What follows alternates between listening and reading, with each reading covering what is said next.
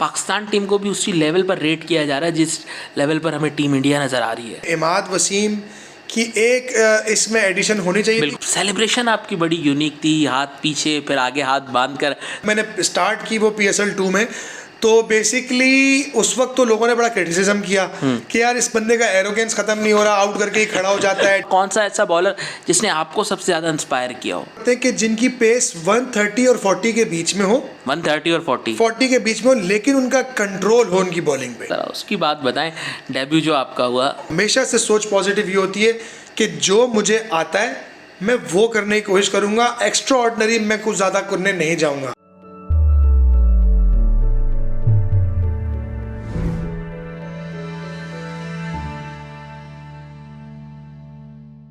बिस्मिल्लाहिर्रहमानिर्रहीम, अस्सलाम वालेकुम दोस्तों। आई कमेंटेटर्स के एक और पॉडकास्ट में आपको खुशामदीद कहते हैं। और आज हमारे साथ पाकिस्तान के एक ऐसे हीरो मौजूद हैं जो कि उस वक्त मैदान में मौजूद थे जब पाकिस्तान ने भारत को शिकस्त देकर ट्रॉफ़ी उठाई थी। जी हाँ, मैं बात कर रहा हूँ 2017 के हमारे चैम्पियंस ट्रॉफ़ी में एक ऐसा लड़का आता है जो सेमीफाइनल खेलता है मगर अपना ऐसा इम्पैक्ट डालता है कि दुनिया उसकी बात करती है। हमारे साथ मौजूद हैं रोमान रईस खान। अस्सलाम वालेकुम रोमान। वालेकुम सलाम शाजिब भाई। रोमान, कैसे मिजाज हैं, क्या हो रहा है आजकल, क्या मसरूफियात हैं, क्या एक्टिविटीज़ हैं? अल्हम्दुलिल्लाह ऑल गुड, ऑल सेट, अल्लाह का शुक्र है।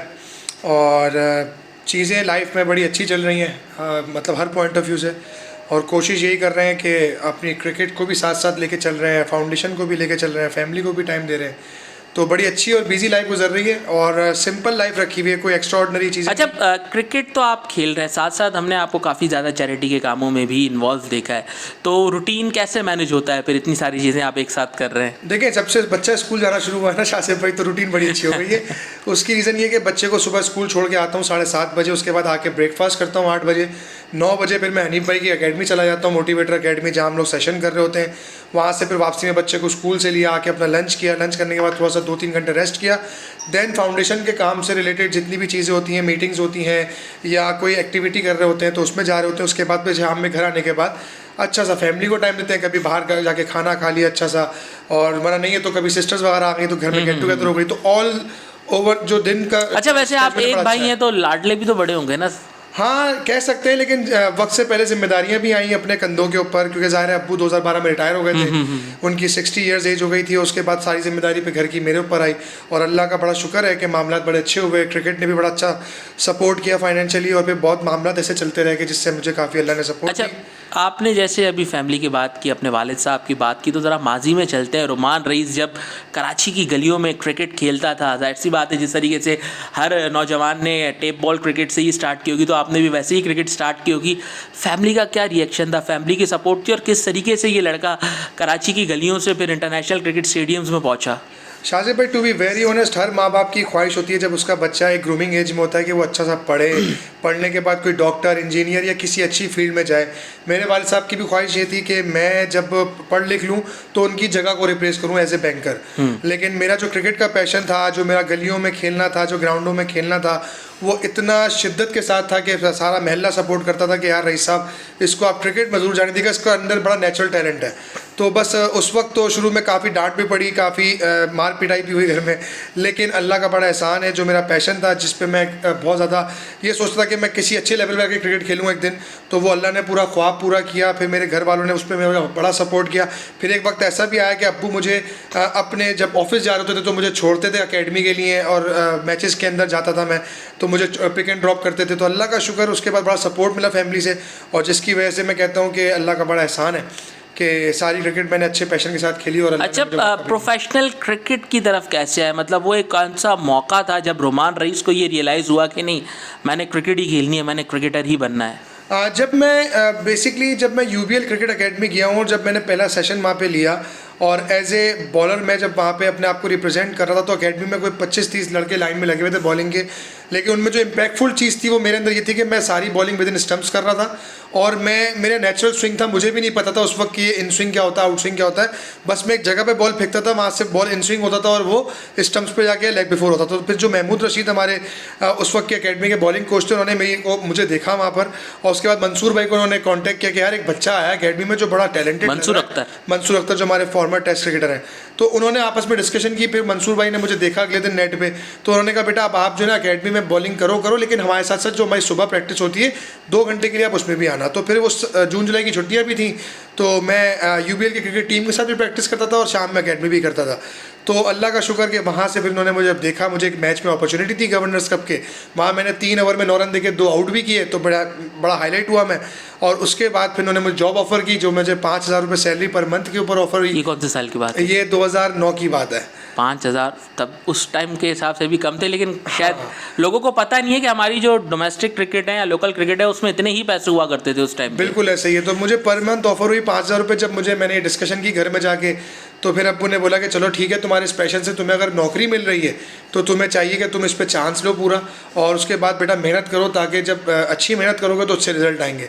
तो वो चीज़ थी, वो नसीहत थी। और फिर जितने हमारे एक्सपर्ट मिलते रहे क्रिकेट के, जिसमें मैं आजम भाई को क्रेडिट देता हूँ कि उन्होंने बड़ा सपोर्ट किया। उन्होंने मुझे देखा तो अपने क्लब में ले आए, अपने जोन में ले आए। जिस तरह नदीम उमर ने काफ़ी सपोर्ट किया, उमर एसोसिएट से भरपूर मौका दिया खेलने का। फिर ये जितने भी हमारे सीनियर प्लेयर थे उस वक्त, सरफराज अहमद, अनवर अली, ये सब ऑलरेडी पाकिस्तान अंडर-19 और पाकिस्तान A टूर्स ये कर चुके थे। जब मैंने इनको देखा, जो क्योंकि जिनका नाम हम सिर्फ सुनते थे, उनके साथ जब खेलने का मौका मिला तो फिर मुझे काफ़ी चीज़। अच्छा, आप अंडर-19 नहीं खेले पाकिस्तान के लिए? मैं पाकिस्तान के लिए अंडर-19 नहीं खेला, मैं सिर्फ कराची रीजन से अंडर-19 खेला हूँ। मैं डिस्ट्रिक्ट 19 खेला हूँ, मैं सीनियर डिस्ट्रिक्ट खेला हूँ। हाँ, अलबत्ता पाकिस्तान A टूर मैंने ज़रूर किया है। अंडर-23 एशिया कप मैंने टूर किया है, जो हम इंडिया से फाइनल हार गए थे एमर्जिंग एशिया कप में, जिसमें हमारे जो कप्तान थे वो हम्माद आज़म थे, और वहाँ से जो कप्तान थे वो थे सूर्य कुमार यादव। तो आई थिंक वो टूर भी बड़ा ज़बरदस्त था, लेकिन मैं अनफॉर्चुनेट रहा, वहाँ मुझे मौका नहीं मिला, क्योंकि उस वक्त हमारी बॉलिंग अटैक जो थी वो हम्माद आज़म ऑलराउंडर खेल रहे थे, उस्मान कादिर थे, बिलावल भट्टी और एहसान आदिल थे। तो इस तरह की हमारी बॉलिंग कॉम्बिनेशन थी, ज़फ़र गौर थे। तो अच्छी बॉलिंग अटैक थी, जिसके से मुझे मौका नहीं मिला। लेकिन जब मौका मिला, अल्लाह का शुक्र, डोमेस्टिक में, तो एक ऐसा इम्पैक्ट डाला कि लोगों ने ये हाइप बनना शुरू हो गई कि यार ये ऐसा बॉलर है जो इकोनॉमिकल रहता है और कहीं ना कहीं हमें ब्रेक थ्रू दिला देता है। तो जिसकी वजह से मैं T20 और वाइट बॉल क्रिकेट में एक स्पेशलिस्ट के तौर पे एक मेरे नाम बनना शुरू हो गया। तो अल्लाह का शुक्र, जब मौका मिला अच्छे लेवल पे, तो अल्लाह ने। अच्छा, इम्पैक्ट की आपने बात की, आप पर्सनली क्या समझते हैं कि वो कौन सी ऐसी परफॉर्मेंस थी रोमान रईस की जिसने इम्पैक्ट डाला, और फिर उसके बाद रोमान रईस को अच्छे स्टेज पर चांस मिला, रोमान रईस लोगों की नज़रों में आए? अपनी कौन सी ऐसी परफॉर्मेंस को आप समझते हैं कि वाकई में इतनी इम्पैक्टफुल थी कि जिसने रोमान रईस को फिर आगे मौके प्रोवाइड किए? देखिए, मुझे एक सीज़न बहुत अच्छा सा याद है अपना। पहला तो मैं शाहिद भाई की कप्तानी, मेरा T20 का डेब्यू हुआ कराची डॉल्फिन से। पहला मैच ही खेला था, 4 ओवर में 29 रन देके मैंने 2 आउट किए थे और ब्रेक थ्रू दिया था पहले ही ओवर में। तो शाहिद भाई ने उसी वक्त कहे थे कि तुम में वो सलाहियत है कि तुम आगे जाके अच्छी क्रिकेट खेल सकते हो, तो अपने मेहनत करते रहना, और जिस स्टाइल में बॉलिंग करते हो, वेरिएशन के साथ, यॉर्कर्स, ये वो, उसको छोड़ना नहीं कभी। तो वो चीज़ मैंने अपनी एक माइंड में बिठा ली थी। उसके बाद जब मैं वनडे डोमेस्टिक टूर्नामेंट खेला हूँ UBL की तरफ से, तो मैं और मिसबा खान जो हमारे ऑफ स्पिनर थे, हम दोनों कंबाइन बेस्ट विकेट टेकर हुए थे उस टूर्नामेंट के 2012 के अंदर। हम वनडे कप भी जीते थे। तो उसमें जो हाईलाइट होने वाली चीज़ थी वो ये थी कि मैं बेस्ट फील्डर भी हुआ था उस टूर्नामेंट का और बेस्ट बॉलर भी हुआ था, और मैंने जो आउट किया था वो अपने नए बॉल से, जो मेरा नेचुरल स्विंग होता था उससे भी मैं आउट करता था। और फिर मैं जब एंड के ओवर्स करता था 5 ओवर, तो मेरा स्लो वन इतना इफेक्टिव हुआ उस वक्त बैक ऑफ दी हैंड के पाकिस्तान में शायद 2-3 लोग ही करते थे, जिसमें राना नवेदुल हसन भाई और सुहेल खान और तीसरा मैं खुद, हम बैक ऑफ दी हैंड करते थे। उसके बाद लोगों को अवेयरनेस आई कि पाकिस्तान में कि कितने बॉलर्स ऐसे आए जो फिर बैक ऑफ द हैंड का आर्ट उन्होंने सीखा।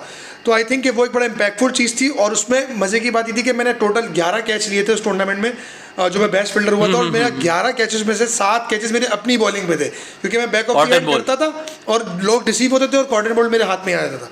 तो एक वो बड़ा इम्पैक्टफुल होता। जो सेलेक्टर्स वहाँ पे मौजूद थे उस वक्त, उन्होंने काफ़ी इस चीज़ को हाईलाइट किया कि यार ये बड़ा इम्पैक्टफुल बॉलर है, इसको हमने हाईलाइट रखना है। उसके बाद मेरी डोमेस्टिक T20 में जैसे जैसे परफॉर्मेंस होती रही, मैं इकोनॉमिकल रहा।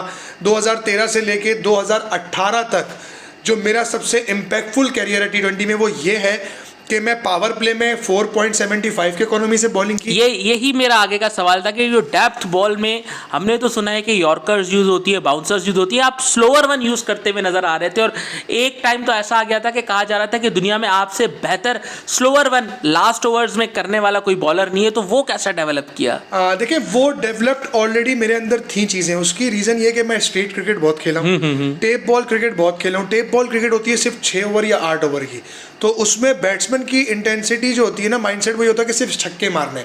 तो वहाँ आपको आपका यॉर्कर, आपका स्लो वन, ये बचाता है। तो वो एक नेचुरल चीज़ मेरे अंदर थी जो मैंने अपनी प्रोफेशनल क्रिकेट में जब अप्लाई की तो उससे मुझे बहुत हेल्प मिली, और वो स्टाइल ऑफ बॉलिंग मैंने अपना कभी चेंज नहीं किया और आज तक चेंज नहीं किया है, क्योंकि वो मैं समझता हूँ कि वो मेरी स्ट्रेंथ है, वो मेरे वेपन्स हैं जिसको मैं आज तक यूटिलाइज़ करता हूँ। हाँ, नो डाउट कि मुझे अपनी स्किल्स में और बेहतर करने की चीज़ें ज़रूरत है, क्योंकि अब जैसे जैसे डाटा आ गया है, जैसे जैसे चीज़ें आ गई हैं, तो आपकी चीज़ों को फ़ौरन पकड़ लिया जाता है, तो आपको एक स्टेप आगे मूव फॉरवर्ड होकर एक नई स्किल अपनी डेवलप करनी पड़ती है। तो अल्लाह का शुक्र है कि one of the greatest captain जो पाकिस्तान की हिस्ट्री में रहे हैं, जैसे मैं अगर अपनी एरा में बात करूं तो मिसबा भाई, जब मैं पीएसएल में आया हूं तो मिसबा भाई ने मुझे यही बात कही थी कि तुम मेरे मेन बॉलर हो, तुम मेरे मैच विनर हो, क्योंकि तुम मुझे ऊपर से आउट करके भी दोगे, रन भी बचा के दोगे, और तुम आखिर के 2 ओवर तो लाजमी करोगे जो कि 18वां और 20वां होगा।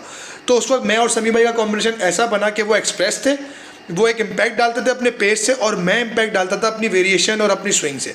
तो इस्लामाबाद यूनाइटेड में हम तीन सीज़न हम साथ खेले, मैं और सही भाई, तो बड़ा इम्पैक्टफुल सीज़न रहा हमारा।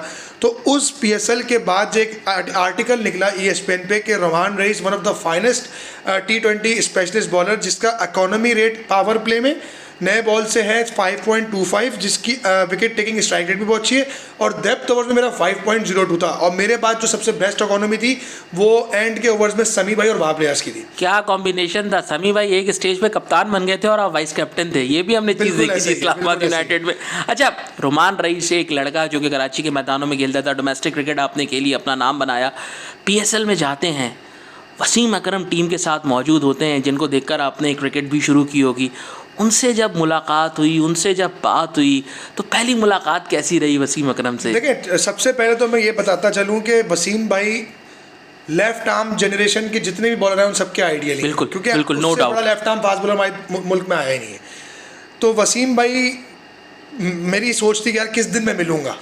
अच्छा, इत्तेफाक ऐसा हुआ था कि PSL से पहले एक कैंप लगा था पाकिस्तान कराची स्टेडियम में, नेशनल स्टेडियम में, जो लीड कर रहे थे वसीम भाई और मोहम्मद अकरम। सही है। अनफॉर्चुनेट रहा कि मुझे उस कैंप में उस अनाउंसमेंट नहीं हुई थी मेरी, लेकिन मुझे आजम भाई के थ्रू मुझे भेजा गया, और मुझे उन्होंने कहा था कि तुम जाके वहाँ बॉलिंग करना, वसीम भाई को अपना दिखाना टैलेंट।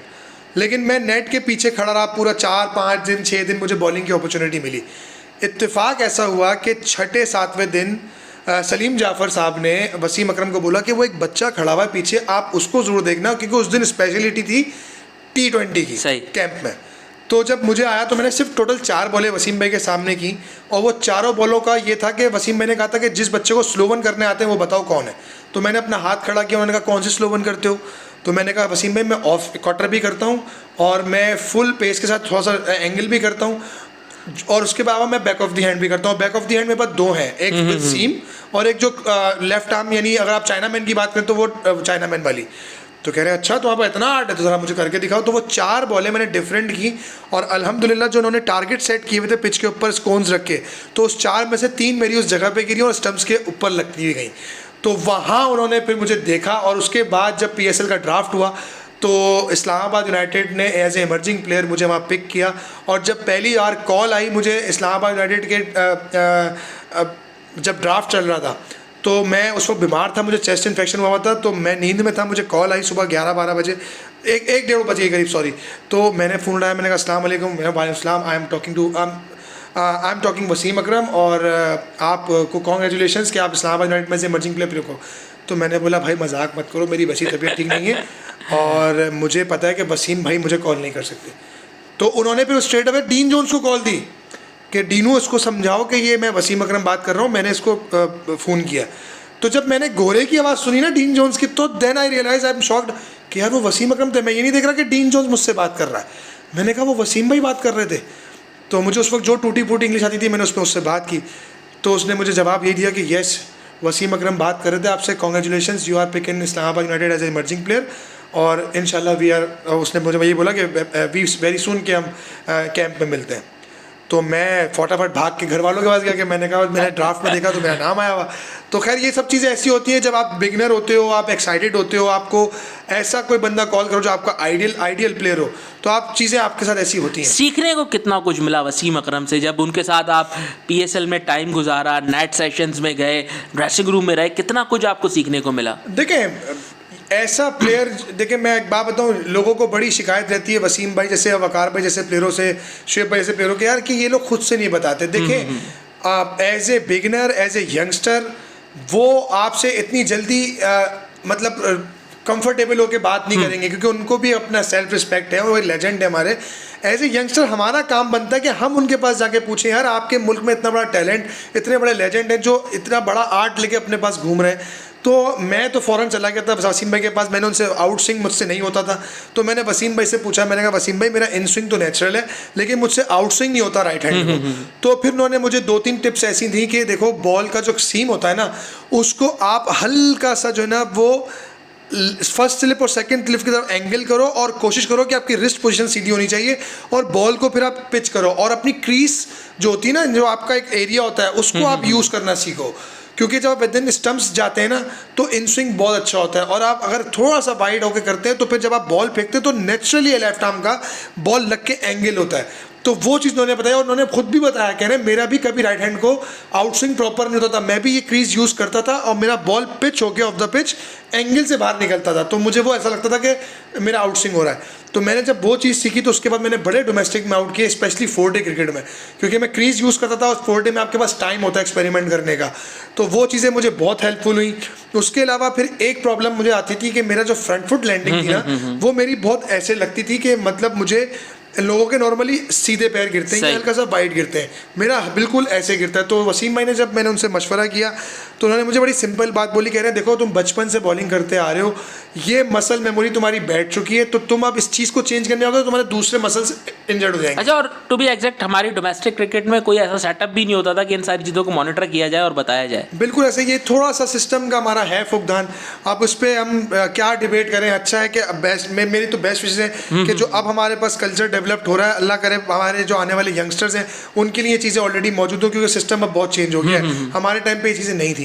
तो वसीम मैंने सिंपल देसी लफ्ज़ों में समझाया कि अपने ये वाले मसल्स स्ट्रॉन्ग कर लो जो तुम्हें इस एंगल की वजह से फटीक डालते हैं, जैसे ग्लूट्स हो गया, मेरा आईटी हो गया, मेरे काफ मसल्स हो गए। तो इन पे जब मैंने वर्कआउट किया और मैंने अपना वेट लूज़ किया, उन्होंने मुझे वेट के ऊपर बहुत बात बोली थी कि तुम्हारा वेट थोड़ा चबी है, तुम बल्की हो, नेक्स्ट सीजन में तुम्हें देखना चाहता हूँ कि तुम्हारा वेट 75 to 80 हो और तुम्हारा जो फैट लेवल हो वो अंडर 90 हो। अच्छा, एक हमने वो भी तो बात सुनी थी ना कि कोई लंच या डिनर पे आपकी उनसे मुलाकात हुई थी, वो किस्सा बड़ा फेमस है। ओ बिल्कुल, हमारा मैच था शारजा स्टेडियम में, और मैच से और था भी इत्तेफाक से दिन का मैच, तो वहाँ लंच लगा हुआ था बुफे में।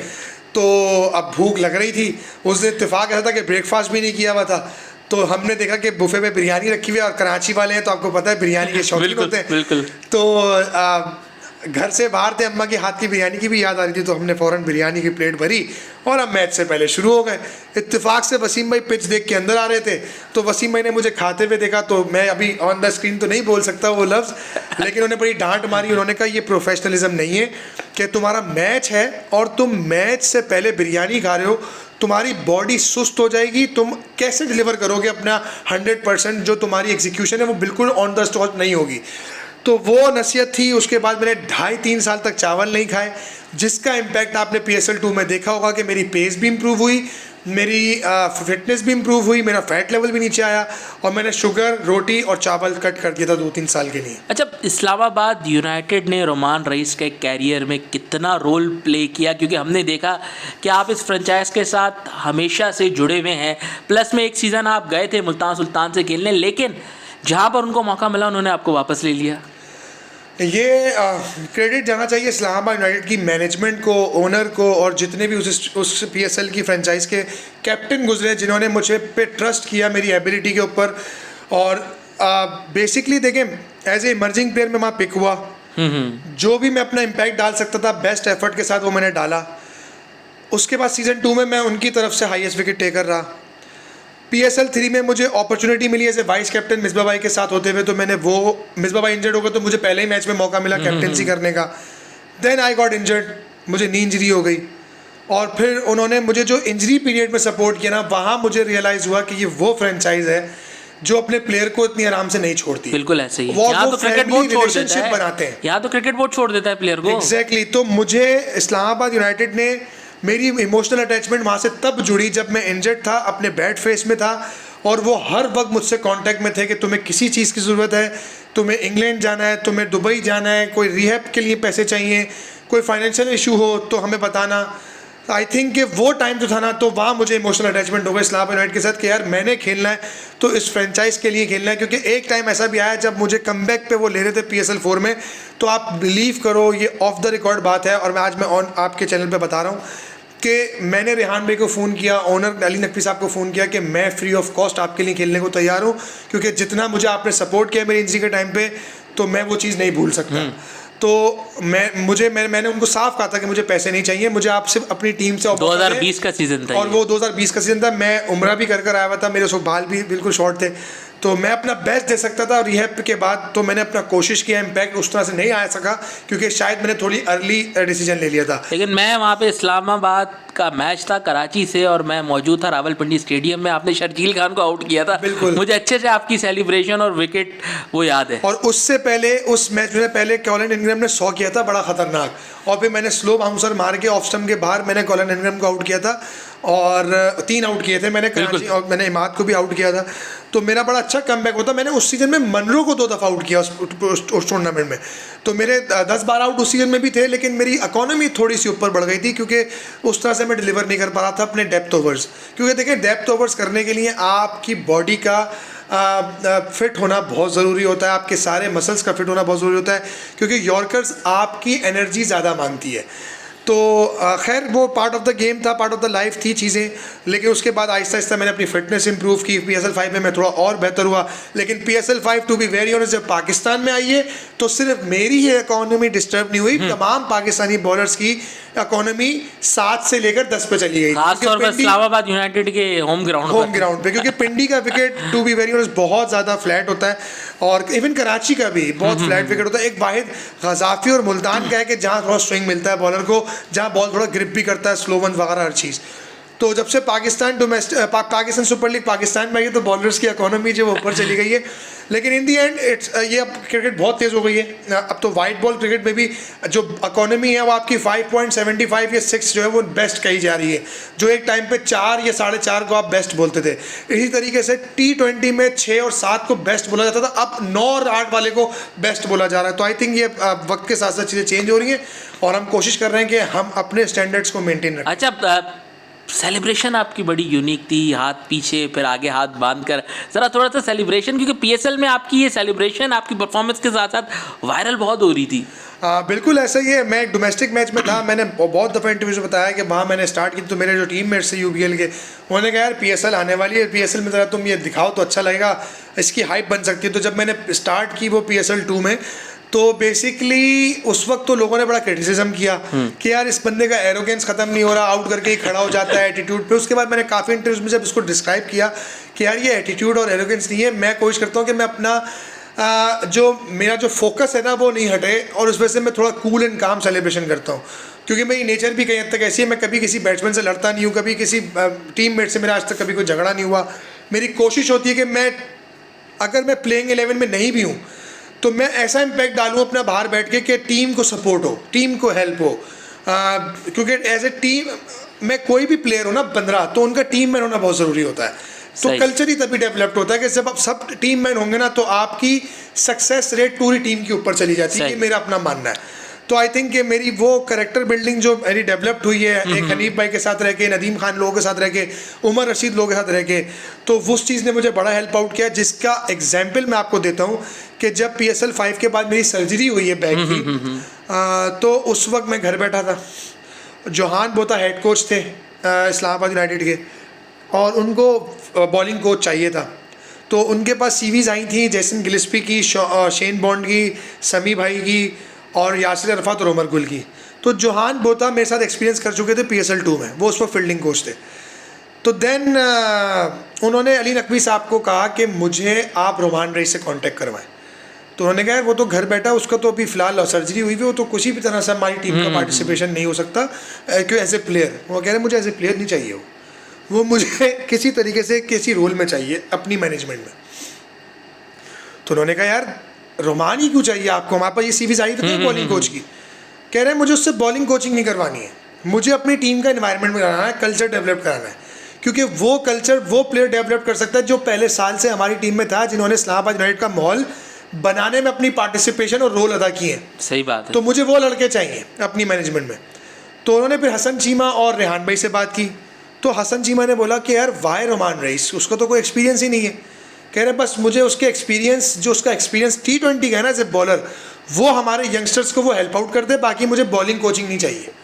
जो भी है हमारे पास एक्सपीरियंस बॉलर है, हसन अली हमारे पास मौजूद है, फ़हीम अशरफ सीनियर बॉलर है, और क्या नाम है, उस वक्त और भी 1-2 गोरे हमारे पास बॉलर थे। तो बहरहाल उन्होंने कहा कि हमें बॉलिंग कोचिंग नहीं चाहिए, हमें सिर्फ इन्वायरमेंट क्रिएट करनी चाहिए। तो मैं जब मुझे इंटरव्यू हुआ मेरा जॉन पोता से, तो उसने मुझसे गपशप लगाई और उसने कहा कि मैं तुम्हें सिर्फ ये रोल दे रहा हूँ कि जो एक प्रोसेस होता है ना बॉलिंग कोच का, कि वो अपना सेटअप लगाता है और यंगस्टर्स को मोटिवेट करता है, कॉन्फिडेंस देता है कि तुम अच्छे बॉलर हो, हमारे मैच हो।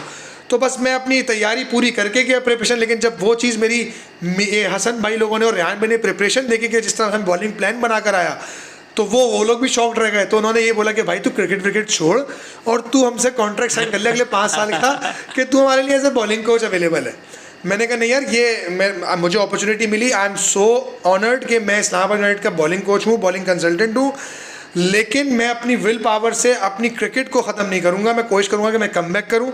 देन मैंने डोमेस्टिक T20 में कम बैक किया। डोमेस्टिक T20 कम बैक करने के बाद मैं हैट्रिक किया आपने? हैट्रिक की मैंने अगेंस्ट साउथ पंजाब के खिलाफ मैंने हैट्रिक किया। उसके बाद इकॉनमी रेट मेरा 6.0 था, तो अल्हम्दुलिल्लाह वो अच्छा सीजन रहा। फिर T10 में किया, T10 में मैं चैम्पियन हुआ वहाँ पर। तो देन फिर इस मुल्तान सुल्तान में जब मैं ड्राफ्ट में आया, तो असल में वो जो मैं नहीं आया ना इस्लामाबाद यूनाइटेड में, उसकी बहुत बड़ी वजह ये थी कि मैं रिटेन नहीं हो सकता था इस्लामाबाद से। तो मैं ड्राफ्ट में गया, तो ड्राफ्ट में मुल्तान सुल्तान ने मुझे पहले ही पिक कर लिया, और मुझे बड़ा अच्छा माहौल लगा मुल्तान सुल्तान का भी, क्योंकि इस्लामाबाद यूनाइटेड में और मुल्तान सुल्तान के इन्वायरमेंट में कोई ख़ास इतना फ़र्क नहीं है, लेकिन इमोशनल अटैचमेंट जो थी वो इस्लामाबाद यूनाइटेड से एक है, तो उसकी वजह से मुझे उससे ज़्यादा प्यार है। और मैं थैंक यू करना तो मुल्तान का भी, इन्होंने भी मुझे अपॉर्चुनिटी दी, और रिजवान की कप्तानी में मैं खेला।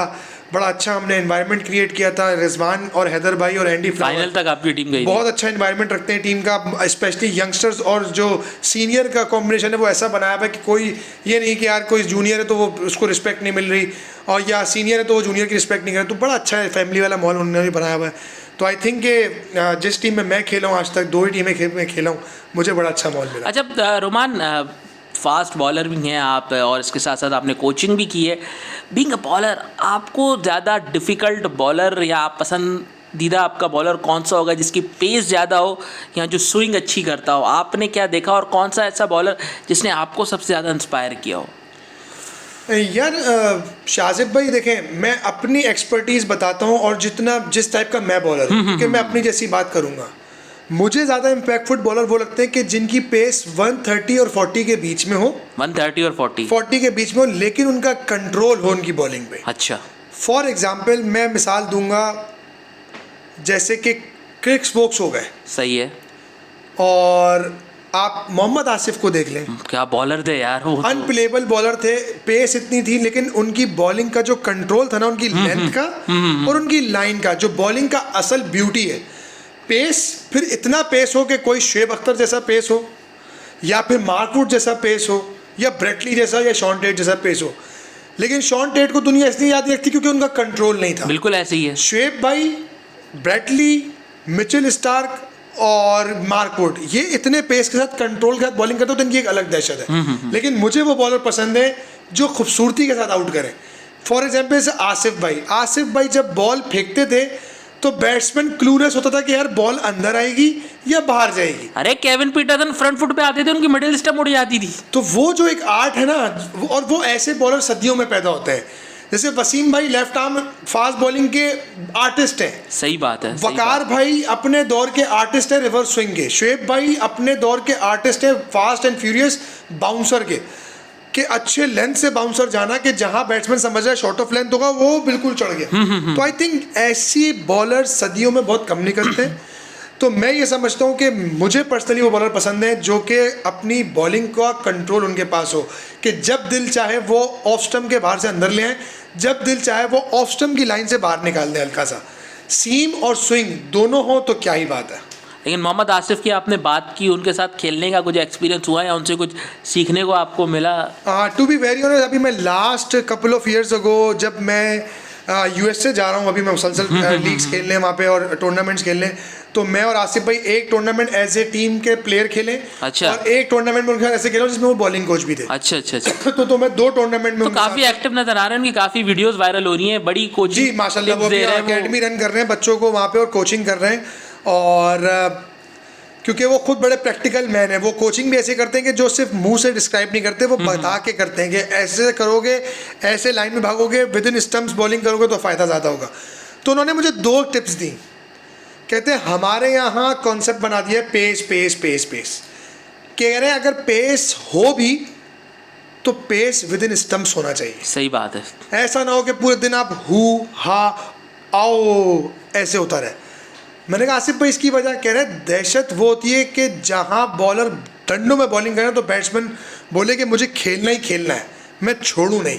कह रहे मैं अपनी लाइफ में इतनी सक्सेसफुल था, मेरी सारी बॉलिंग की क्लिप्स उठा के देख लो कि मेरी जो लाइन थी ना, लाइन वो टॉप ऑफ स्टंप पे ख़त्म होती थी और वहीं से शुरू होती थी। तो आई थिंक कि जब मैंने उस चीज़ पे इम्प्लीमेंट किया ना तो मुझे उसमें काफ़ी सक्सेस मिलना शुरू हुई है। कह रहे लेंथ आपकी 19-20 हो जाए, लेकिन लाइन अगर 19-20 होगी ना तो आपको हिट भी लगेगी, सही बात। बैट्समैन ईजिली आपको मैनेज भी कर लेगा। तो कह रहे सारा जोर जो आपकी बॉलिंग का है ना, चाहे आप 125 पे बॉलिंग करते हो या 150 पे करते हो, तो वो होना चाहिए टॉप ऑफ स्टंप या मिडिल स्टंप कि with in stumps ball finish हो। तो आई थिंक वो जो एक टिप थी ना वो मेरे दिमाग को बैठी। उसके बाद जब मैंने उस पर इम्प्लीमेंट किया तो मुझे बहुत फ़ायदा हुआ। अच्छा, आप सबसे कॉमन सवाल जो हर कोई आपसे पूछता है, चैंपियंस ट्रॉफी 2017, आप तो इनिशियल स्क्वाड में भी नहीं थे, फिर पाकिस्तान भारत से मैच हारता है, फिर आप जो है वो स्क्वाड को ज्वाइन करते हो, आपका डेब्यू होता है वहाँ पे, टूर्नामेंट पाकिस्तान जीतता है, ये सब कुछ कैसे हुआ? आप तो एक ख्वाब लगता होगा। हाँ बिल्कुल ऐसा ही है। मेरा पाकिस्तान से जो डेब्यू हुआ वो एज ए T20 स्पेशलिस्ट हुआ था। और उसके बाद जो मेरे अंदर क्वालिटी सैफ़ी भाई और मिकी आर्तर ने देखी कि यार मैं नए बॉल से ही बॉलिंग कर लेता हूँ और आखिर के 2 ओवर भी कर लेता हूँ। मे बी कि शायद इंजी भाई उन लोगों का आपस में जो मीटिंग हुई होगी वो यही होगी कि हमें ऐसा बॉलर चाहिए वहाँ की रिप्लेसमेंट में जो कि हमें नए बॉल से भी करके देते बॉलिंग और डेप्थ ओवर्स में। जबकि मेरे से ज़्यादा रिकमेंडेशन रिजर्व प्लेयरों में जो हम लोग थे तो उसमें अब्बास भाई की इंजर्ड हो गए थे पहले मैच के। बिल्कुल ऐसे ही बाप भाई को निकल हो गया था तो वो वापस आ गए थे। तो मोहम्मद अब्बास की रिकमेंडेशन चली थी क्योंकि इंग्लैंड कंडीशंस थी, बॉल वहाँ स्विंग अच्छा होता है, सीम भी होता, तो Abbas I think ideal choice था। लेकिन वहाँ फिर जो डिबेट हो रही थी वो ये हो रही थी कि हमें एंड के ओवरों के लिए भी कोई बॉलर चाहिए जो डेप्थ ओवर्स में पेस के साथ यूज़ करके जिसके बाद वेरिएशन भी और यॉर्कर्स वगैरह सब हो। तो देन फिर उन्होंने शायद रियलाइज़ किया कि मुझे जाना चाहिए। तो फिर इंजी भाई की जब मुझे कॉल आई तो उन्होंने मुझसे पूछा यार ये तुम T20 तो सारी खेल रहे हो, तुम्हारा डेब्यू भी हुआ है लेकिन रमज़ान क्रिकेट चल रही है, तुम वनडे तो नहीं खेल रहोगे। अच्छा, कॉन्सिडेंस ये था कि उस रमज़ान में एक टूर्नामेंट आपको याद होगा जो बैंक्स ने कराया था वनडे कप रमज़ान में जिसमें HBL था, स्टेट बैंक था, 2017 में। बिल्कुल। तो वो रमज़ान जब शुरू हुआ था तो उसमें टोटल 5 मैचेस हुए थे जो कि डिपार्टमेंटल हुए थे। आपस में इन्होंने अपना टूर्नामेंट कराया था लाइव। तो वो इत्तेफाक से मैं 3 मैच खेला हुआ था फाइनल मिला के। तो मेरी वनडे की प्रिपरेशन ऑटोमेटिकली उस टूर्नामेंट से पहले हुई हुई थी। तो इंजी भाई ने मुझसे पूछा कि क्या सिचुएशन है तुम्हारी, तुम वनडे तो खेले नहीं हो काफ़ी अर्से से। मैंने कहा इंजी भाई मैं अभी 2 वीक पहले ही वनडे की सारी प्रिपरेशन करी है और मैं यहाँ पे बॉलिंग कर रहा था। रमज़ान में मैंने गर्मी में बॉलिंग की, मैंने 10 ओवर की हैबिट मुझे है। तो उन्होंने बोला अच्छा ठीक है, तो फिर तुम तैयारी पकड़ो, तुम आ रहे हो चैम्पियंस ट्रॉफी के लिए। और वहाँ तो फिर मैंने जो है वो कहते हैं ना कि आप बिल्कुल ही माइंड ऑफ हो जाता है आपका और आप कहते हो यार क्या हुआ है कि मुझे चैम्पियंस ट्रॉफी की कॉल आ गई है। तो उस वक्त यकीन आ गया था कि इंजी भाई की कॉल है। इंजी भाई को, हाँ बिल्कुल, उस वक्त तो एक्सपीरियंस हो चुका था इतना। तो अल्हम्दुलिल्लाह मैं जब जा रहा था चैम्पियंस ट्रॉफी की फ़्लाइट लेके तो उस वक्त सिचुएशन ये थी कि अगर पाकिस्तान साउथ अफ्रीका से मैच हारता है तो बाहर हो जाता है टूर्नामेंट से। और मैं यही दुआ करता हुआ जा रहा था क्योंकि मैंने जिस दिन पहुंचना था तो वहाँ पाकिस्तान और साउथ अफ्रीका का मैच चल रहा था। तो मैं यही दुआ करता जा रहा था किसी तरह पाकिस्तान जीत जाए। और फिर जब मैं वहाँ पहुँचा तो मुझे पता चला कि पाकिस्तान डकवर्थ लुईस पे साउथ अफ्रीका से मैच जीत चुका है। तो मुझे एक चीज़ याद आई कि जैसे 92 के वर्ल्ड कप में आपको याद होगा ये चीज़ें हुई हैं पाकिस्तान के साथ, एवरेज पे, रन रेट पे करते करते पाकिस्तान क्वालिफाई कर गया और फाइनल में इंग्लैंड के खिलाफ 72 पे ऑल आउट हो गए थे, फिर बारिश हो गई थी 1992 में। तो वो जब चीज़ें मेरे दिमाग में रिमाइंड में, मैंने कहा 92 के वर्ल्ड कप में भी तो हो सकता है, रमज़ान का महीना है और चैम्पियंस ट्रॉफी भी इसी टाइम पे हो रही है। तो अल्लाह खैर करे कि कुछ सितारे मिल रहे वाले, तो अल्लाह ने चाहा तो ये टूर्नामेंट इंशाल्लाह हमारा है। तो वो सेल्फ बिलीव आया। उसके बाद जब हम साउथ अफ्रीका से मैच जीते और हमारा जो नेक्स्ट गेम श्रीलंका का था, तो फिर जो हमारे सीनियर्स प्लेयर थे शुएब भाई, हफीज़ भाई, सैफ़ी भाई और इन सब ने बड़ी मोटिवेशनल स्पीच की, मिकी आर्तर ने की कि यार हम ये जीत सकते हैं। टूर्नामेंट, हमने अपने आप को सिर्फ एक्सप्रेस करना है और हमने हार का सोचना ही नहीं है। तो वो एक बड़ी मोटिवेशनल बात हुई थी ड्रेसिंग रूम में, जिसके बाद हमने फिर श्रीलंका को जिस तरह मैच हराया, देन फिर इंग्लैंड से हमारा मैच हुआ। श्रीलंका का जो मैच था रोमान, मुझे तो ऐसा लग रहा था जैसे कोई गैबी मदद या अल्लाह की तरफ से कोई मदद मिल रही थी। वो मैच में जिस तरीके से हमें अपॉर्चुनिटीज़ मिली और हमने उनको ग्रैब किया और हम मैच जीते। बिल्कुल ऐसे ही है, जिसमें सैफी भाई के 2 कैच और एक रनआउट मिस हुआ उनसे। फिर जिस तरह से मोहम्मद आमिर ने पार्टनरशिप की सैफी भाई के साथ, एक्सेप्शनल बैटिंग थी वो, और वो मैच हम बड़ा ईजिली जीते उसके बाद। देन फिर हम इंग्लैंड से जिस तरह से हमने उनको डोमिनेट किया, और इंग्लैंड वो टीम थी जो हर मैच में 300 प्लस कर रही थी और नॉन स्टॉप, यानी क्या कहना चाहिए उसको, कि उनकी विनिंग स्ट्रीक चल रही थी कि वो हार नहीं रहे थे मैच। तो हमने उनको 200 सवा 200 रन पे पकड़ा। उसके बाद हमने उनको मतलब बड़ी अच्छी बैटिंग की थी उस मैच में भी, फ़खर ने भी, और फिर बीच में बाबर ने बड़ी अच्छी पार्टनरशिप लगाई, और जिस तरह से अजहर अली खेले उस मैच में, तो आई थिंक कि वो उसके बाद फिर इंडिया वाला चैंपियंस ट्रॉफी का फाइनल मैच जो वो अनफॉरगेटेबल मैच है, और वो ऐसा मैच था कि हमारी सब जितने भी उस टीम का स्क्वाड है वो शायद कभी ना भूलें वो मैच, क्योंकि इंडिया ओवल ग्राउंड और 70% क्राउड इंडियन, हर जगह ब्लू ब्लू हो रहा है। और उसके बाद जब वो फ़खर का नो बॉल होता है, फ़खर वापस आता है, जिस तरह से उसने मारना शुरू किया, लेकिन स्टिल मैं आपको बता रहा हूँ कि उस मैच में ये था कि हमने 334-35 रन कर भी दिए थे, उसके बावजूद भी इंडियन क्राउड या इंडियन ड्रेसिंग रूम का एनवायरनमेंट ऐसा था कि शायद वो इजीली चेस करेंगे। क्योंकि इससे पहले आपको याद होगा एशिया कप में भी एक टूर्नामेंट ऐसा हुआ था जहाँ इंडिया ने 183 विराट कोहली ने किया था, एग्जैक्टली। तो वो 350 चेस कर लिया था उन्होंने। तो मेरे ख्याल से उनका एक साइकोलॉजिकल इफेक्ट था कि वो हमें हरा सकते हैं। लेकिन देन उस मैच में जिस तरह से मोहम्मद आमिर का जो स्पेल था, I think one of the best spell in his career, कि जिस तरीके से उसने क्वालिटी प्लान करके बॉलिंग की है, दोनों को आउट किया है, जिसमें अर्ली ऑन उसने रोहित शर्मा को, विराट कोहली का कैच ड्रॉप होने के बावजूद भी जो उसने दोबारा उसको एग्जीक्यूशन की अपनी बॉल की, कि वो समझ रहा था कि वो इन स्विंग करेगा, लेकिन उसने स्टिल वो बैक किया अपने बॉल को। रोमान, विराट कोहली का जब वो कैच ड्रॉप हुआ था तो पूरे पाकिस्तान को लगा कि अभी ये मैच गया। बिल्कुल ऑब्वियस। आप ड्रेसिंग रूम में बैठे हुए थे, मिकी आर्थर भी वहां पर थे, आप लोगों को क्या फील हुआ? नहीं, वो एक्सप्रेशन सारे टीवी में मौजूद हैं, और आप आज भी देखें तो खुद मोहम्मद आमिर का क्या एक्सप्रेशन था। सैफी भाई यूं करके खड़े हो गए थे, और मिकी आर्थर ने फिर वो गुस्से में अपनी कैप फेंकी, और फिर हम लोग जिस तरह बैठे थे, क्योंकि Azhar Ali is always considered as a safe fielder in slip is well. तो लेकिन देखिए, विराट कोहली जैसे प्लेयर का कैच ड्रॉप हो, जो कि दुनिया में डोमिनेट कर रहा था उस टाइम पे, और वो one of the greatest player इस जनरेशन का, जो कि स्पेशली चेजिंग के अंदर हम कहते हैं कि वो बहुत ग्रेट है। उसको सिचुएशन क्रिएट करनी आती है, मैच बनाना आता है, मैच को लेके चलना आता है। तो आई थिंक विराट कोहली से प्लेयर का कैच, इसी में ही मैं एक चीज़ भी ऐड करूंगा। जैसे आप ये सारी चैंपियंस ट्रॉफी की बात बता रहे हैं, विराट कोहली को आपने बड़ा करीब से देखा है, आपको कौन सी एक ऐसी चीज़ विराट कोहली की लगती है जो उसको बाकियों से डिफरेंट बनाती है, कि उसका सक्सेस रेशियो जो है वो अनबिलीवेबल हद तक ऊपर है? यार मुझे ऐसा लगता है कि उसका माइंडसेट, उसका एटीट्यूड टुवर्ड्स द गेम, यानी जो उसका पैशन है, वो इतना स्ट्रॉन्ग करेक्टर है कि वो आपकी आंखों में आंखें डाल के खेलने वाला प्लेयर है। यानी वो आप उसको किसी भी जगह देख लें, वो ऑस्ट्रेलिया देख लें, इंग्लैंड देख लें, न्यूजीलैंड देख लें, साउथ अफ्रीका देख लें, इवन कि आप चैंपियंस वाला, ठीक है वो आउट हो जाता है सारा कुछ है, लेकिन जो उसकी वॉक है ना ड्रेसिंग रूम से निकलते हुए की, और उसकी फील्ड में जो उसकी इंटेंसिटी है वो बहुत हाई लेवल पर है। उसका एटीट्यूड मैं समझता हूँ कि मेन चीज़ है, क्योंकि वो पैशनेट बहुत है। और उसका मैंने एक इंटरव्यू सुना था, वो कहता है कि उसको हार पसंद ही नहीं है। तो जिसका एटीट्यूड ये हो कि उसको हार ही नहीं पसंद, तो वो सोच लें किस लेवल पे सोचता होगा। तो आई थिंक कि वो चीज़ बड़ी इंस्पिरेशन थी मेरे लिए, कि आपका नेवर लूजिंग एटीट्यूड होना चाहिए। ठीक है, गेम है, गेम में कोई जीतेगा कोई हारेगा, लेकिन जब आपका एटीट्यूड ही ये हो कि मैंने जीत के नहीं खेलना, तो आपकी सक्सेस रेट ऊपर चली जाती है। अच्छा, वो थोड़ा सा आप बताइए फाइनल का वो जो कैच फिर उसके बाद पकड़ा गया, उसके बाद क्या माहौल बना? उसके बाद तो देखें, जब मैं पानी लेकर पहुंचा था, तो फिर वो एक बात हो रही थी, क्या नाम है, जब हमारा हडल बना कि यार हम 60% मैच पकड़ चुके हैं विराट कोहली और रोहित को आउट करने के बाद, अब हमने सिर्फ शिखर धवन और धोनी को और पकड़ना है, क्योंकि शिखर धवन की बहुत अच्छी फॉर्म लगी हुई थी। तो इसको हमने आउट करने ही जाना है, हमने डिफेंसिव नहीं होना, हमने अटैकिंग क्रिकेट ही खेलनी है, हम आउट करने ही जाएंगे, हम विद इन स्टंप्स बॉलिंग करेंगे और हम अपनी फील्ड स्प्रेड नहीं करेंगे। हमने फिर यही प्लान किया कि जब विराट कोहली को हमने आउट कर लिया, तो उसके बाद हमने यही सोचा कि यार अब ये वो टाइम है कि 60% हमारे हाथ में मैच आ गया है, हमने यहाँ आउट करने ही जाना है। क्योंकि ठीक है, उनके पास बैट्समैन अभी पड़े हुए, Yuvraj Singh, Shikhar Dhawan on the crease था, धोनी ने आना था, केदार जाधव ने आना था, हार्दिक पांड्या ने आना था। क्योंकि बात ये कि टारगेट बड़ा था और जिस तरह से स्पेल मोहम्मद आमिर का, जिस तरह से पार्टनरशिप में जुनैद खान उसको वहाँ से सामने से बॉलिंग कर रहा था, और फिर जिस तरह से फॉर्म सबसे इम्पोर्टेंट बॉलर की लगी हुई थी जो हम भूल रहे हैं बात करने में, हसन अली।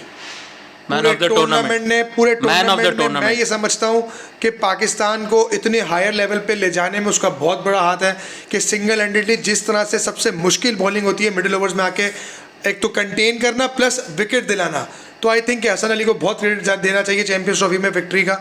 और इसी तरह से उसने फिर उस मैच में भी बड़ी ज़बरदस्त बॉलिंग की। फिर शादाब नया बिल्कुल लड़का, नया बच्चा, और जिस तरह से आगे उसने युवराज को लेग बिफोर किया, केदार जाधव को उसने आउट किया, आई थिंक कि मैं समझता हूँ कि ये पूरी ऑल एक टीम यूनिट की एक बड़ी अच्छी एफर्ट थी जिसकी वजह से चैंपियंस ट्रॉफी जैसी चीज़ हमारे हाथ में आई।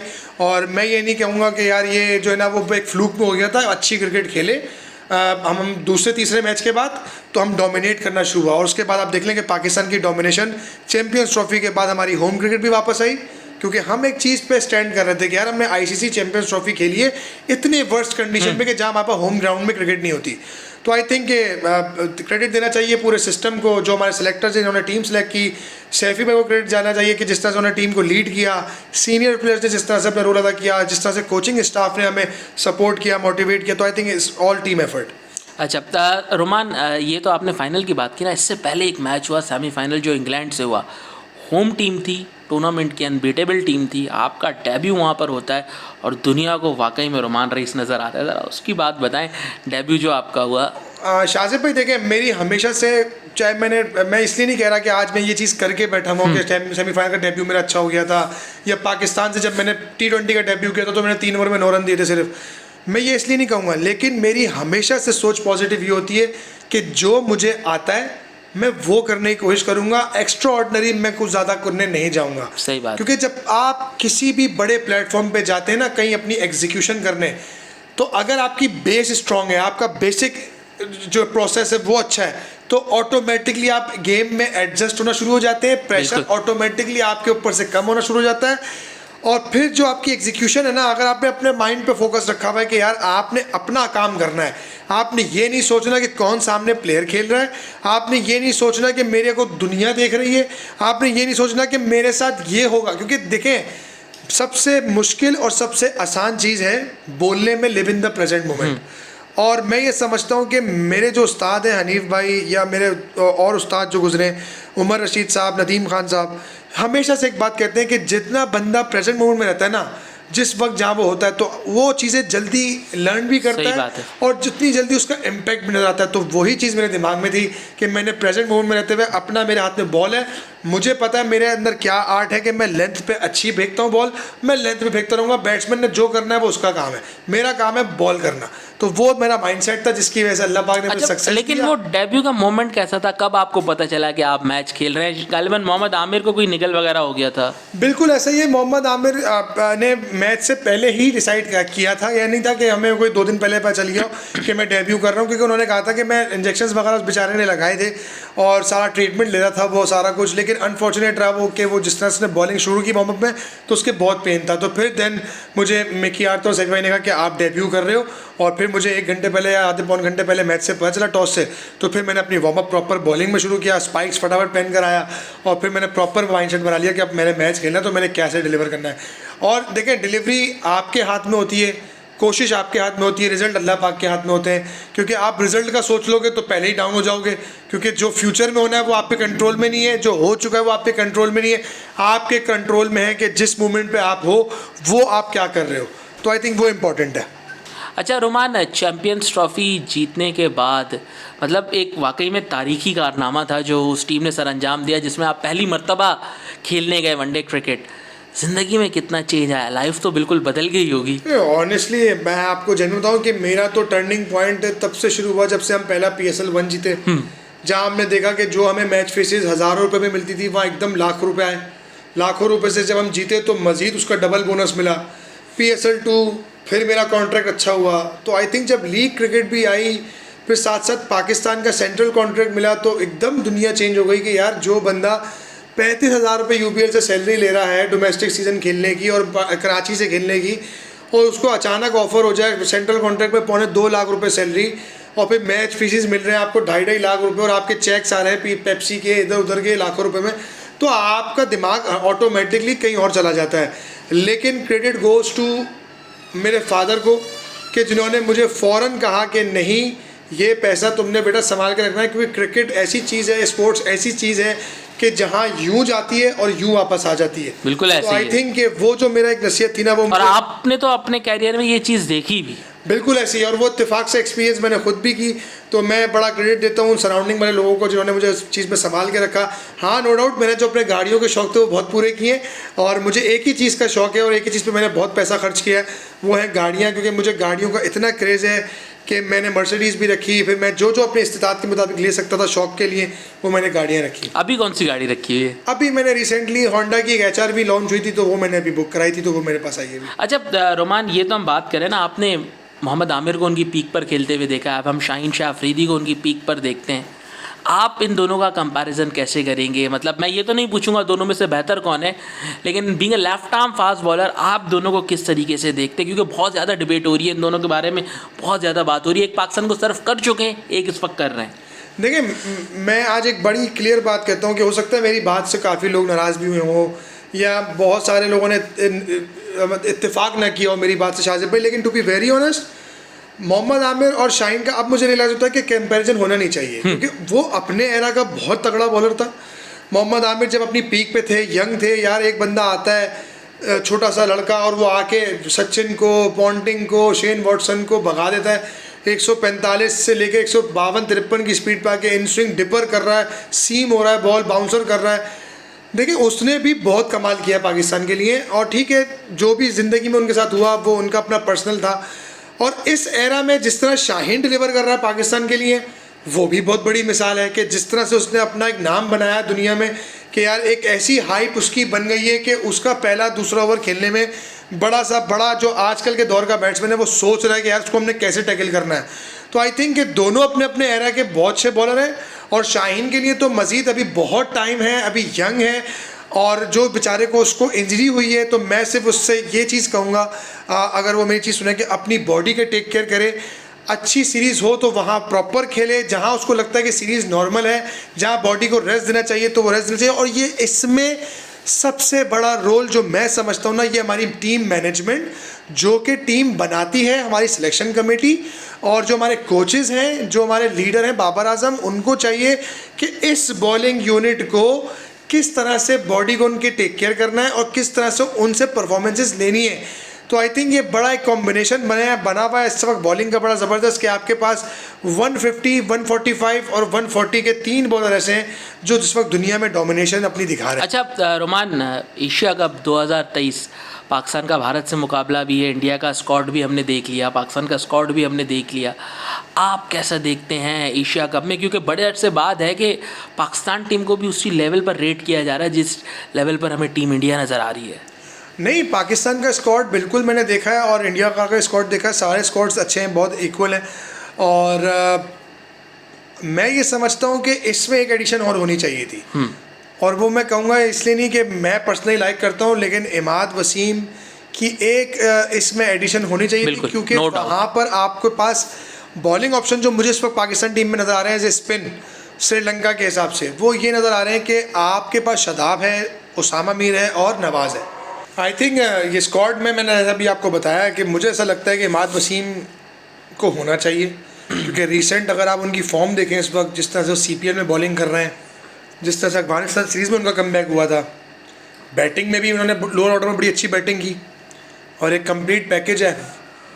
लेकिन अब सेलेक्टर ज़्यादा बेहतर समझते हैं कि क्या कॉम्बिनेशन बनना चाहिए, और मैं एक चीज़ और मिसिंग कर रहा हूँ कि हमारे पास मिडिल ऑर्डर में एक्सपीरियंस की थोड़ी सी कमी है। सही। तो मेरे नज़र में सैफ़ी भाई को इस स्क्वाड में होना चाहिए था, सरफराज अहमद को, क्योंकि श्रीलंकन विकेट्स स्पिनर डोमिनेट करते हैं, और स्पिनर को अच्छा नहीं, बहुत अच्छा खेलने वाला प्लेयर है हमारे पास इस वक्त जो करंट जो अभी आपने टेस्ट में भी देखा होगा, या तो सऊद शकील है, बच्चा बहुत आला खेलता है वो स्पिनर्स को, और जिस नंबर पे ज़रूरत है हमें या तो सऊद शकील, सैफी भाई, इन दोनों में से किसी एक को होना चाहिए था टीम। अच्छा, सरफराज का फिर ये भी है ना कि रिजवान जो है वो मेन विकेट कीपर है, वो नंबर 4 पर खेलते हैं, तो अगर रिप्लेसमेंट विकेट कीपर खेलता है तो तभी खेलेगा जब खुदा ना खास्ता रिजवान इंजर्ड हो जाते हैं, कुछ 19-20 चीज़ हो जाती है, तो उस पोजीशन में हारिस बहुत टैलेंटेड है, हाईली टैलेंटेड है, लेकिन बात वही आती है ना कि क्या नंबर 4 पर उस स्लॉट पर आप उनको स्लॉट कर सकते हो, क्योंकि फिर आपको अपना बैटिंग ऑर्डर भी चेंज करना पड़ेगा। शाजिब भाई, इस तरह थोड़ी सी टेक्निकल बात मैं करूँगा कि T20 फॉर्मेट और वनडे फॉर्मेट बड़ा डिफरेंट है। बिल्कुल ऐसे ही है। T20 में अगर आप फॉर एग्जाम्पल आपको सिंगल निकालने नहीं भी आते ना, या आपको रोटेट करना नहीं आता और आपका स्टाइल ऑफ प्लेइंग अटैकिंग है, तो आप 6 रन भी खेल लोगे ना कवर में, या 3-4 बॉलें डॉट करके भी छक्का मार सकते हो आप। वनडे क्रिकेट डिफिकल्ट है। वनडे में आपको अपना मोमेंटम कंटिन्यू रखना पड़ता है, रिस्ट्रेशन ऑफ स्ट्राइक रेट, सबसे बड़ी बात 5 रन, 5.5 रन, 6 से तो आपने खेलना ही खेलना है, वरना आप 200-250, 350 रन करके भी कहीं सेफ नहीं है। हाँ, कंडीशन डिपेंड करती है, अगर आप श्रीलंका में खेल रहे हैं तो 280-85 भी गुड टोटल है, लेकिन मैं समझता हूँ कि सैफी भाई का होना इस स्टेज पे एज ए सीनियर भी, और जिस तरह से उस कंडीशन में वो रन करते आए हमेशा, वहाँ होना चाहिए। कंट्रोल एग्रेशन नजर आता है। देखें, अगर हारिस को बैक किया है तो वो आपकी बात भी ठीक है कि हारिस यूटिलाइज हो सकता है एज ए मिडिल ऑर्डर, क्योंकि वो कीपिंग ना भी करे तो एज ए फील्डर बड़ा तगड़ा है। और दूसरी चीज़ ये कि जो आपने बात करी कि अगर सैफी भाई होते हैं टीम में इन केस, तो रिजवान फर्स्ट ऑप्शन है, सेकंड ऑप्शन पे सैफी भाई, लेकिन रिजवान को हमने डोमेस्टिक में या और जगहों पर भी एज ए फील्डर बैटिंग मतलब एज ए फील्डर और प्लेइंग 11 में खेलते हुए देखा है। तो यार SNGPL की टीम होती थी, अदनान अकमल कीपिंग करते थे, ये विकेट कीपर, ये फील्डिंग फील्डर होते थे। ऐसा सब कुछ हो सकता है, लेकिन बात वही है, हम लोगों से बेहतर जो थिंक टैंक बैठा हुआ इस वक्त पाकिस्तान क्रिकेट बोर्ड और टीम मैनेजमेंट, उन्होंने क्या चीज़ें डिसाइड की हैं, उनके क्या प्लान्स हैं, ये वो बेहतर जानते हैं। अल्लाह करे जो भी प्लान किया उन्होंने वो सक्सेसफुल हो। एक प्रेशर की भी तो बात होती है ना रोमान, इंडिया में खैर आप तो नहीं खेले, लेकिन पाकिस्तान की टीम वर्ल्ड कप इंडिया में खेलने जा रही है। इंडिया में जो प्रेशर होता है, पाकिस्तान की टीम कभी नहीं खेली। सरफराज अहमद वो वाहिद प्लेयर हैं जो इंडिया में खेलने का एक एक्सपीरियंस रखते हैं, और जब बड़ा टूर्नामेंट होता है तो एक ऐसा खिलाड़ी आपके ड्रेसिंग रूम में या डगआउट में मौजूद हो जो कि इन सिचुएशन से गुजर चुका हो, तो उसके एक्सपीरियंस का भी तो फ़ायदा होता है। बिल्कुल ऐसा ही है। जैसे आज से कुछ दिनों पहले जब हम वनडे क्रिकेट में शुएब मलिक की बात किया करते थे, हम हफीज़ की बात किया करते थे, हफीज़ भाई की, कि यार इनका टीम में होना ज़रूरी है ताकि हम आपस मिडिल ऑर्डर में एक ऐसा एक्सपीरियंस हो जो स्पिन को अच्छा खेलते हो। क्योंकि देखिए, इंडिया जो भी आएगा वर्ल्ड कप में और अगर एशिया कप जो भी आ रहा है, वो अपना स्पिन अटैक लेकर आएगा। सही बात है, क्योंकि फास्ट बॉलिंग ठीक है, लेकिन ऐसी एक्स्ट्रा ऑर्डनरी बाउंस विकेट नहीं होगी कि जहां दूसरी टीमें बाउंसरों पे आउट हो रही होंगी या एक्स्ट्रा बाउंस के से आउट होंगी। वहाँ क्वालिटी स्पिन अपना अटैक कर, जो क्वालिटी स्पिन होगा वो सब अटैक अपना बना कर लाएंगे। तो वहाँ पर ऐसे एक्सपीरियंस प्लेयर्स का होना ज़रूरी है जो कि बीच में आपकी इनिंग बिल्ड करता रहे। अच्छा, अभी थोड़ा सा पाकिस्तान क्रिकेट के फ्यूचर के हवाले से बात करते हैं। जैसे टेस्ट में हमने देखा कि अब्दुल्ला शफीक और सऊद शकील हमें खेलते हुए नज़र आ रहे हैं।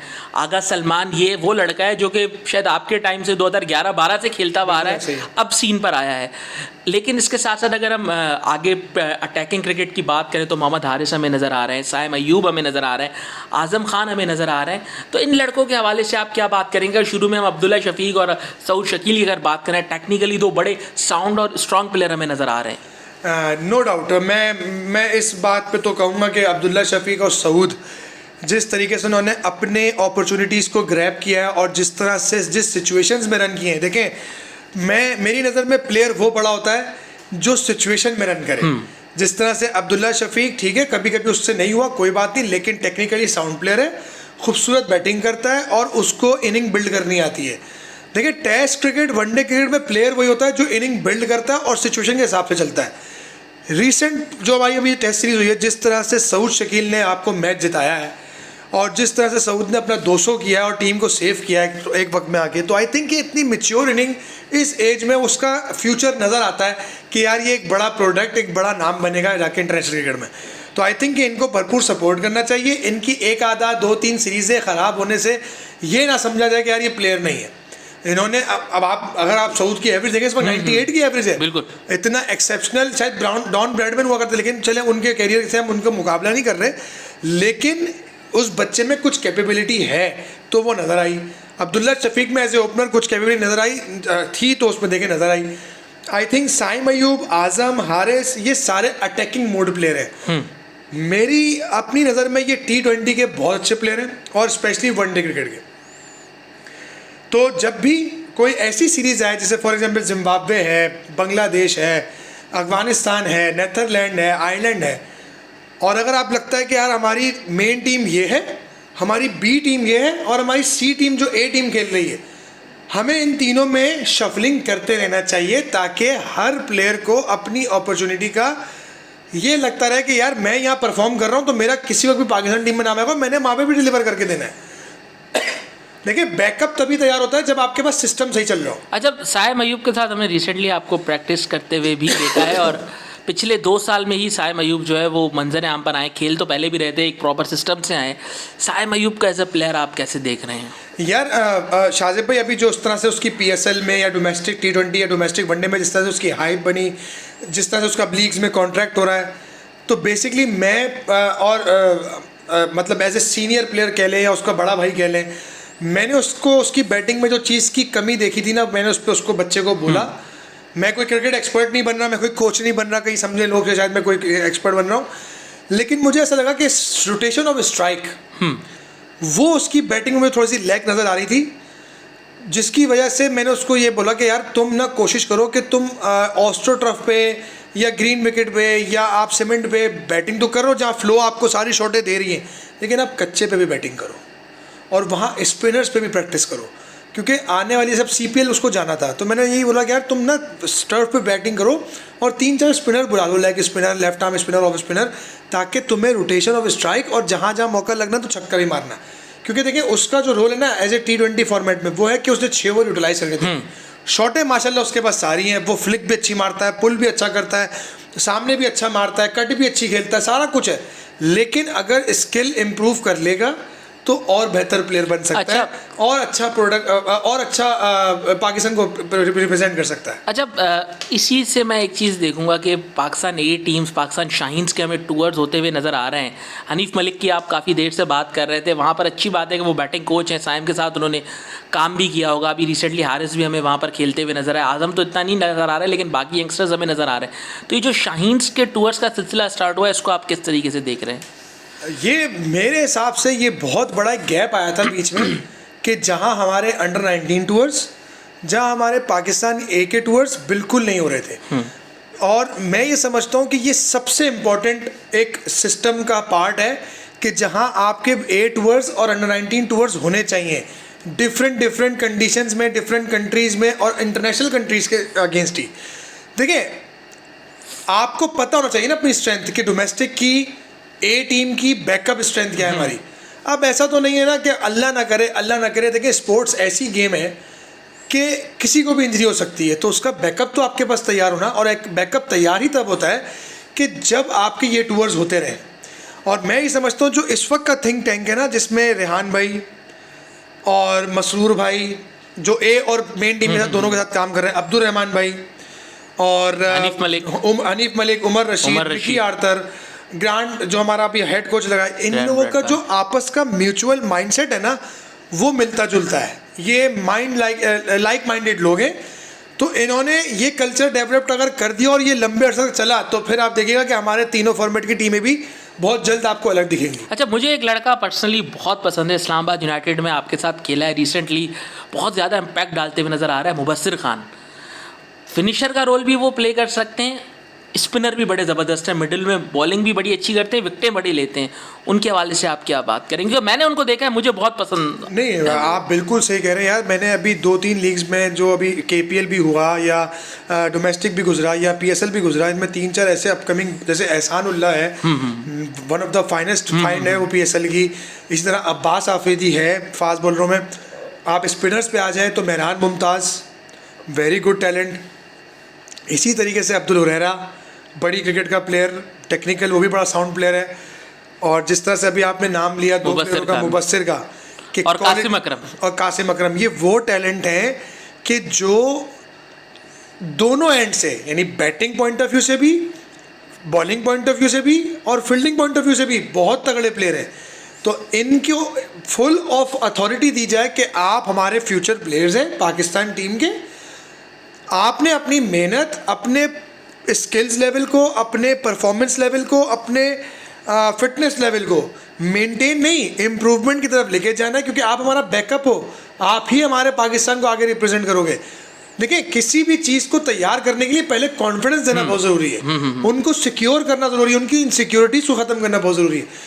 इनसिक्योरिटी नहीं होगी प्लेयर को, यानी फॉर एग्जांपल मैं कहीं जाता हूँ और मुझे ये बोल दिया जाए कि नहीं आपके पास 10 सीरीज़ हैं, आप खुल के खेलो, तो फिर ही मैं अपने आप को एक्सप्रेस कर पाऊँगा। अगर आप बोलते हो एक सीरीज़ है तो मैं उसी प्रेशर में मर जाऊँगा। 100 में से 90% लोग प्रेशर में मर जाएंगे, 10% स्किलफुल लोग ऐसे होते हैं जो यहाँ से बहुत तगड़े होते हैं, जो अपनी एक अपॉर्चुनिटी को भी वो ऐसा शो कराते हैं कि हाँ यार मैंने करके देना, मैं कर दूंगा। तो ऐसी मेजोरिटी कम है, ऐसी बहुत मेजोरिटी ज़्यादा है हमारे कंट्री में कि जो यार घबरा जाते हैं कि यार ये तो इतने मेंटल टफ नहीं होते। तो आई थिंक कि सॉफ्ट स्किल्स के भी कोर्स होने चाहिए जिसमें आपको ये सब चीज़ों का भी बताया जाए। तो आई थिंक कि जो आपने 2-3 प्लेयरों के नाम लिए, हमारे प्रोस्पेक्टिव है आगे पाकिस्तान के, और मेरी बेस्ट विशेष इन प्लेयरों के। अच्छा रोमान भाई, बस आखिर में आपसे ही जानना चाहूँगा कि ये तो आपने बता दिया कि क्रिकेट आपने खेलनी है, लेकिन रोमान रईस को हम क्रिकेट खेलते हुए कहाँ देखेंगे? पाकिस्तान में, यूएस में, कहीं और? क्या प्लान है? देखिए, यूएस से भी मुझे अपॉर्चुनिटी है, लेकिन टू बी वेरी ऑनेस्ट, जब तक मेरा अंदर इतना दम है कि मैं अपनी डोमेस्टिक, अपनी फ्रेंचाइज क्रिकेट, अपने मुल्क के लिए जितना मैं सर्व कर सकता हूँ, मैं ये नहीं कह रहा कि मैं कोशिश कर सकता हूँ जो चीज़ मेरे कंट्रोल में, मैं अपनी फिटनेस पे मज़ीद काम कर रहा हूँ। मुझे पता है कि अभी मेरी जो करंट पोजीशन है, थोड़ा सा मेरा मतलब थोड़ी चीज़ें ज़ाहिर है, मैं उस तरह से फ्लो में क्रिकेट नहीं खेल रहा हूँ क्योंकि मुझे उस तरह से अपॉर्चुनिटीज़ आ नहीं रही हैं। मेरी लीग्स क्रिकेट में भी, हाँ अमेरिका में जा रहा हूँ रेगुलर, मैं यूएसए में क्रिकेट खेल रहा हूँ, यूएसए में क्रिकेट बहुत अच्छी हो रही है। और अभी आप जैसे देख रहे हैं रिसेंटली मेजर लीग हुई है, बहुत तगड़ी लीग हुई है, US10 लीग, मास्टर लीग हो रही है, वो भी अच्छी हो रही है। आगे अपॉर्चुनिटीज़ जैसे से मेरे को आ रही हैं, मैं इंशाल्लाह अपने आप को अवेलेबल हर जगह रखा हूँ। लेकिन कुछ चीज़ें अल्लाह ताला के हाथ में भी होती हैं कि जहाँ इंसान हर तरह की कोशिश कर रहा होता है लेकिन उसको अपॉर्चुनिटी मिलती। मैं जब कुछ नहीं कर रहा था तो मुझे अपॉर्चुनिटीज़ मिल रही थी और जाके मैंने परफॉर्म भी किया। अब भी है पाकिस्तान से खेलने का ख्वाब दिल में? देखिए, किसका नहीं होता हाजिब भाई। देखिए, पाकिस्तान का सीने पे सितारा लगा हुआ हो, आप ग्रीन जर्सी पहने हुए हों, आप अपने कंट्री के लिए भाग के बॉलिंग कर रहे हो, मैच जिता रहे हो, ये किसका ख्वाब नहीं होता। लेकिन कुछ रियलिटीज़ भी होती हैं, कुछ आपको सेंसिबल थिंकिंग भी सोचनी पड़ती है अपने हिसाब से कि ऐसे बॉलिंग अटैक के होते हुए अभी हमारा चांस बनना मुश्किल है। या तो हम अपने आप को इतना फिट करें, इतना एक्स्ट्रा ऑर्डिनरी इम्पैक्ट डालें डोमेस्टिक में कि सेलेक्टर खुद बोले नहीं भाई ये 4 तो हैं, 5वां इसको भी डालो क्योंकि ये हमारे को करके देगा। तो ये एबिलिटी हमारे अंदर होनी चाहिए। लेकिन टू बी वेरी ऑनेस्ट, मैं बिल्कुल रियलिस्टिक होकर बात करता हूँ। शाहीन, नसीम, हसनैन, वसीम जूनियर, हारिस रऊफ़, ये बॉलर्स अभी यंग हैं, इनके अंदर बहुत जान है और इनको अगर हम टेक केयर करेंगे तो शायद हम लोगों की जगह अब ना बने। ये मैं रियलिस्टिक ऑन स्क्रीन बोल रहा हूँ, इसमें कोई शर्मिंदगी नहीं है। हाँ, लेकिन as a bowler, as a professional हमारी एफर्ट बिहाइंड द सीन हम कर रहे हैं, अल्लाह का शुक्र है, और जहाँ हमें अपॉर्चुनिटी मिलेगी इंशाल्लाह डिलीवर करेंगे। अच्छा, आप बस अब T20 ही खेलते हैं, कोई और फॉर्मेट नहीं खेलते? जी बिल्कुल, मैंने अपने आप को लिमिटेड कर दिया। उसकी रीज़न शाहज़ेब भाई आपको पता ही है। बहुत जगहों पे मैं बता चुका हूँ कि डॉक्टर्स की एडवाइस ये थी कि मैं क्रिकेट ही ना खेलूँ, लेकिन अल्लाह का करके मैंने बड़ी मेहनत करके अपने आप को इतना काबिल किया है कि मैं एक T20 फॉर्मेट चूज़ करके खेल रहा हूँ और अपनी लिमिटेशन में खेल रहा हूँ, क्योंकि मैंने अपने वर्कलोड को मैनेज करना है, मैंने अपनी कमर को देखना है, क्योंकि मेरी जो बैक इंजरी हुई थी वो बहुत ही ज़्यादा सेंसिटिव थी। और स्टिल अभी भी ऐसा होता है सम टाइम के मैं बहुत एक्स्ट्राऑर्डिनरी अगर वर्कलोड डाल दूं अपने ऊपर पूरे वीक के अंदर जिम करके या ट्रेनिंग करके, तो मुझे 2 दिन का रेस्ट पूरे वीक में ऐसा करना पड़ता है जिसमें मैं कोई ट्रेनिंग या स्किल वर्क ना करूं। तो मुझे अपने आप को मैनेज करके चलना पड़ता है। तो वो एज ए प्रोफेशनल मेरा काम है कि मैं अपनी बॉडी को कैसे मेंटेन रख रहा हूँ या कैसे रखना है मुझे आगे जाके मज़ीद 3-4 सालों में, जितनी मेरी क्रिकेट बाकी है।